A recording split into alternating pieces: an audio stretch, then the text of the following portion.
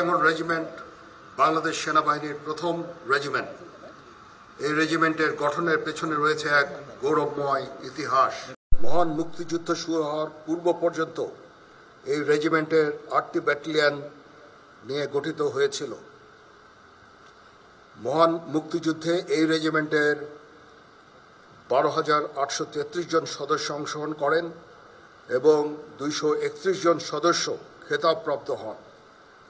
তাদের মধ্যে ২ জন বীরশ্রেষ্ঠ, ৩৪ জন বীরুত্তম, ৭৪ জন বীর বিক্রম এবং ১২১ জন বীর প্রতীক রয়েছেন। এছাড়াও এই রেজিমেন্টের ৯২৪ জন সদস্য মহান মুক্তিযুদ্ধে নিজেদের উৎসর্গ করেছেন। আমি সকল শহীদদের বিদায়ী আত্মার মাগফিরাত কামনা করছি। পদাতিক বাহিনীর সবচেয়ে পুরানো এবং ঐতিহ্যবাহী ইস্ট বেঙ্গল রেজিমেন্টের কর্নেল অব দ্য রেজিমেন্ট হিসাবে দায়িত্ব নিতে পেরে আমি অত্যন্ত গর্বিত। আজকের এই প্যারেড অত্যন্ত মনোমুগ্ধকর হয়েছে। আমি প্যারেডের সাথে সংশ্লিষ্ট সকলকে আন্তরিক ধন্যবাদ জানাচ্ছি।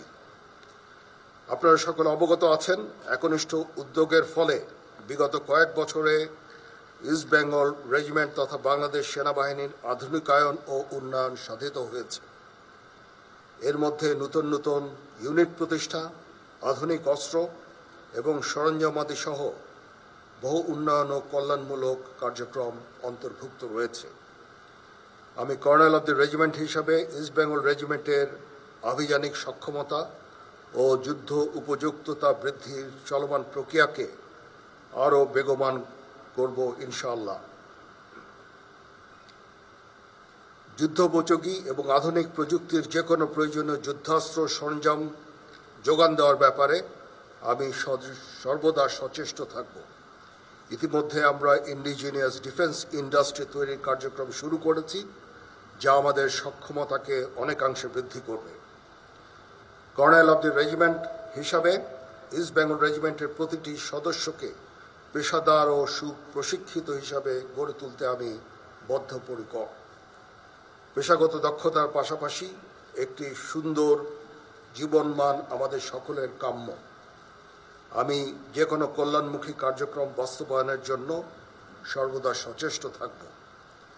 এই বিষয়ে আমি রেজিমেন্টের সকল সদস্যদের সহযোগিতা কামনা করছি। আমি আশা করব ইস্ট বেঙ্গল রেজিমেন্টের প্রতিটি সদস্য তাদের উপর অর্পিত দায়িত্ব সর্বোচ্চ শৃঙ্খলা, পেশাদারিত্বর সাথে পালন করবে।